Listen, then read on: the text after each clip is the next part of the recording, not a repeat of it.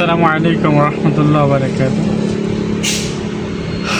সারা দেশে গ্যাসের ব্যাপক সংকট চলতেছে, অনেক বেশি সমস্যা চলতেছে। আমরা যারা চালক ভাইরা আছি, এই সিএনজি গ্যাস নেওয়ার জন্য প্রচণ্ড পরিমাণ আমরা হয়রানি হচ্ছি। আমাদের রাত নেই, দিন নেই, আমাদের মাথায় একটাই চিন্তা, কিভাবে সিএনজি নেব, কিভাবে ডিউটি করব, এই চিন্তা। আর বিশেষ করে আমরা যারা ভাড়ার গাড়ি চালাই তাদের জন্য আরও বড় ধরনের সমস্যা, মানে যাত্রী রেখে না নেওয়া যায় গ্যাস, না তাদেরকে বসিয়ে রাখা যায়, না নিজে ভালো থাকা যায়। তো এই দুর্ভোগ যে কবে দূর হবে এটা আল্লাহ ভালো জানে। আমার আর কারোর কাছে কোনো দাবি নেই, কিছু বলারও নেই, আর বলতেও চাই না, কারণ কারোর কাছে কোনো কিছু বললে কোনো লাভ হবে না। সুতরাং আমি আল্লাহর কাছে একমাত্র বলি যে আল্লাহ আমাদেরকে এই দুর্ভোগ থেকে হেফাজত করো, এই দুর্ভোগ কাটিয়ে আমাদের গ্যাসের সংকটটা দূর করে দাও।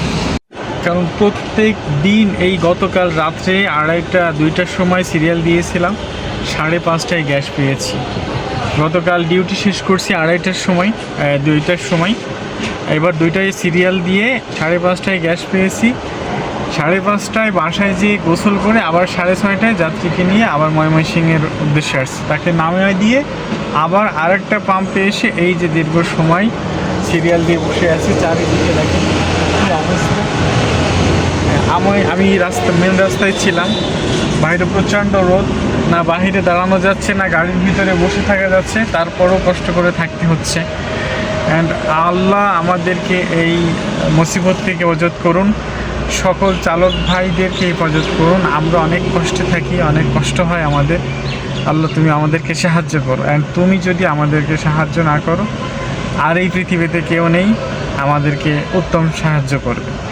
আর আমি অন্য কারোর কাছে চাচ্ছিও না, না সরকারের কাছে, না জ্বালানি খাতে যারা দায়িত্ব রয়েছে তাদের কাছে। আমি বলবো যে আল্লাহ তুমি ঠিক করে দাও সব কিছু।